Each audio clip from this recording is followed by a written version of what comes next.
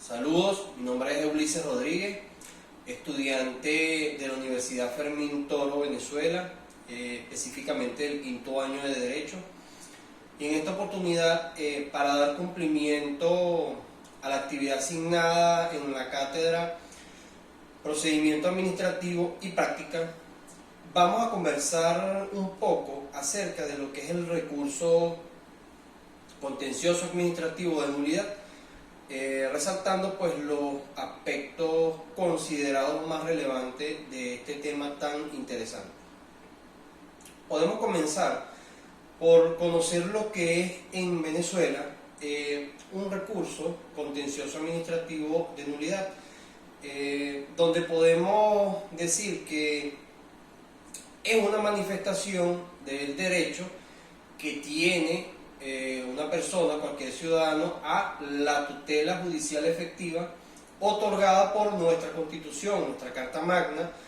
para solicitar pues el restablecimiento de la situación jurídica vulnerada,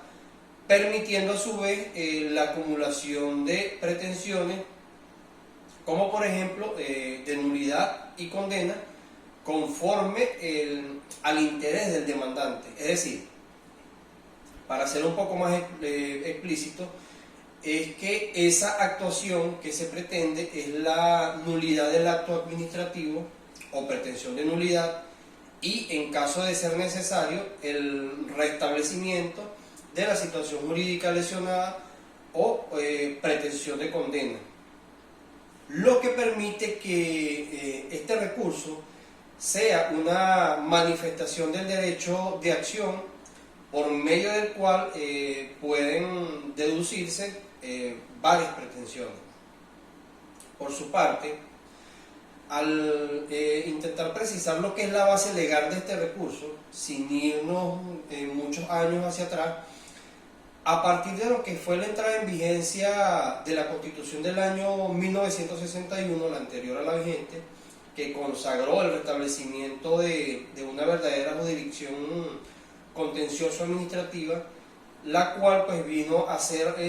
ratificada por lo que es la promulgación de la Ley Orgánica de la Corte Suprema de Justicia, anterior también en el año de 1977, y más con la posterior Constitución del año 99 vigente en su artículo 259. Tenemos posteriormente la Ley Orgánica del Tribunal Supremo de Justicia, y finalmente pues la Ley Orgánica de la Jurisdicción Contencioso Administrativa, que se encuentra vigente a la fecha. Podemos mencionar además algunas características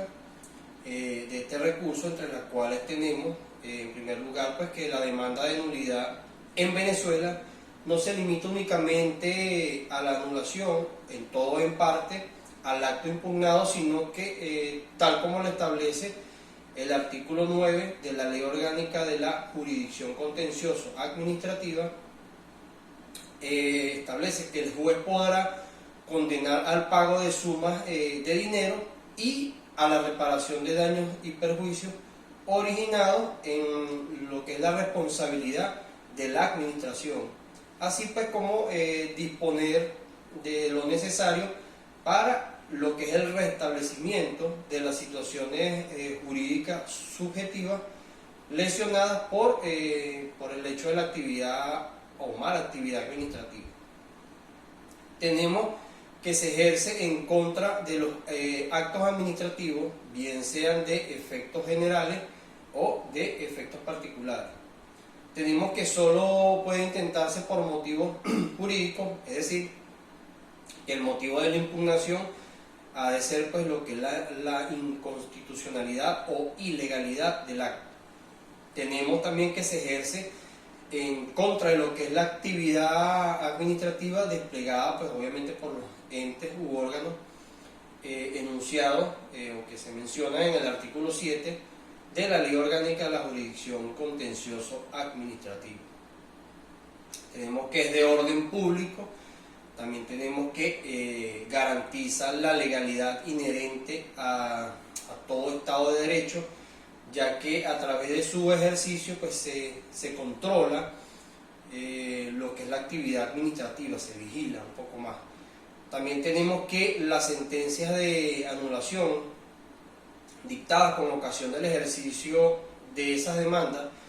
tienen efecto erga omnes. Esto fue a partir de una sentencia en el año 2001. Ahora bien, ¿cuáles podemos considerar como causales para que el recurso contencioso administrativo de nulidad sea considerado admisible? Y es que en la ley orgánica de la jurisdicción contencioso administrativa los establece claramente, y en lo específico pues en lo inherente al recurso,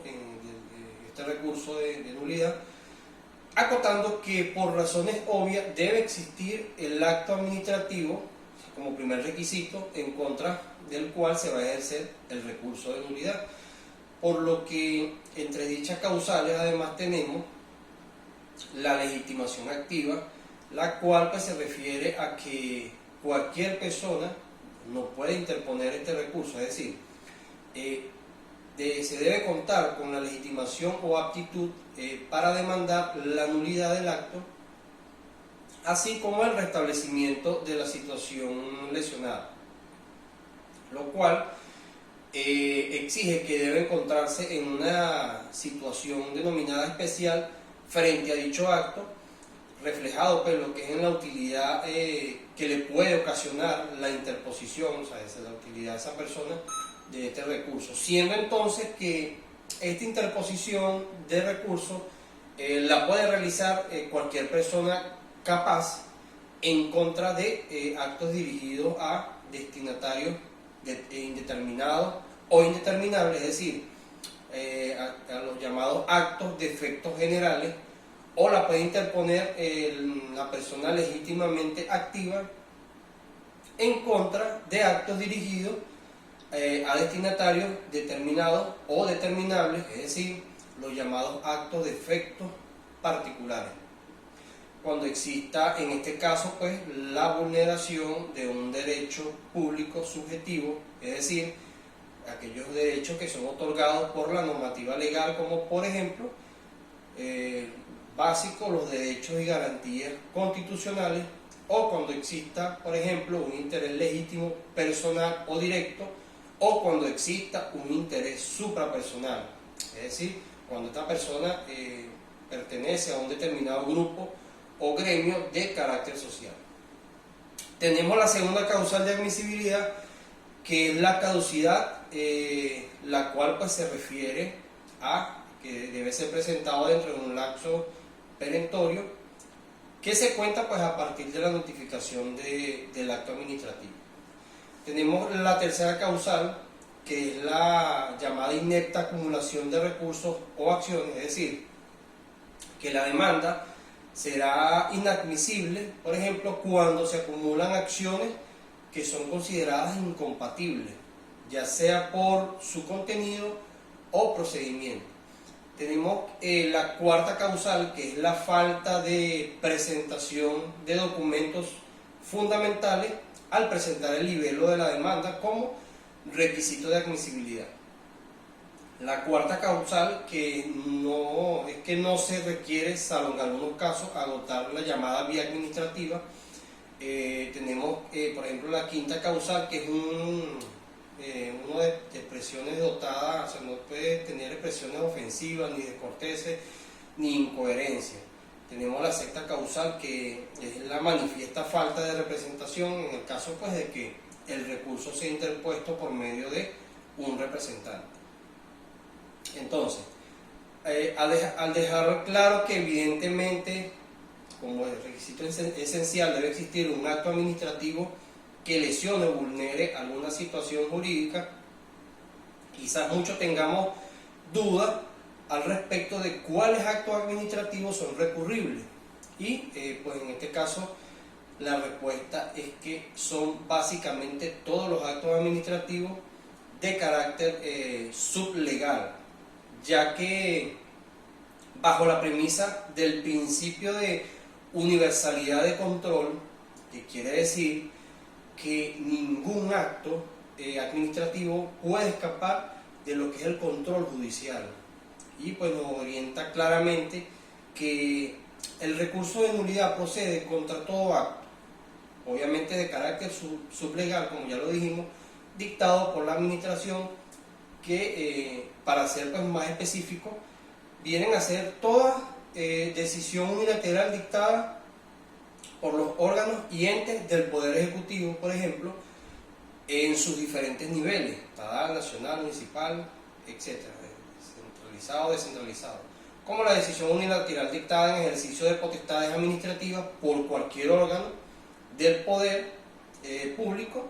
distintos a los que ya mencionaba, al Poder Ejecutivo, incluyendo los particulares en el caso de los llamados actos de autoridad. Ahí para ser un poco más explícito, tenemos que dentro del ámbito material de la demanda de nulidad pues se incluyen los actos administrativos expresos y sus distintas manifestaciones, los actos administrativos presuntos derivados del llamado silencio administrativo, tenemos el acto administrativo tácito, también tenemos los reglamentos y las llamadas vías de hecho. Y bueno, finalmente podemos referirnos acerca de las pretensiones, ¿verdad?, que pueden ser invocadas en el recurso, y es que pueden ser cualquiera que permita reparar la lesión o el daño causado por dicho acto administrativo. Y bueno, esto es todo por el momento y muchísimas gracias por su atención.